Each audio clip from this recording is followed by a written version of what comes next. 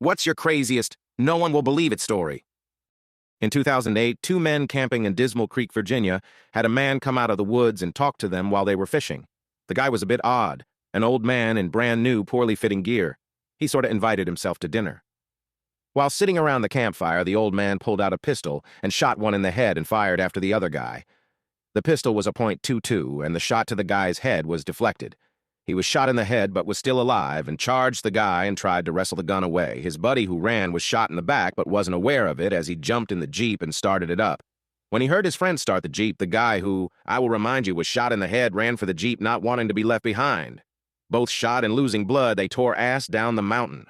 The old man, however, took the truck they left behind and started chasing them. They made it down the mountain and got to a farmhouse and banged on the door begging for help. The police were called, and the two would-be victims were airlifted to the hospital and survived. The cops went up the mountain and found the old man in the pickup that had overturned during the chase. He was hurt from the crash. They arrested him and got him taken to a secure hospital where he was identified at Randall Lee Smith. The attack happened less than a mile from his previous murder site.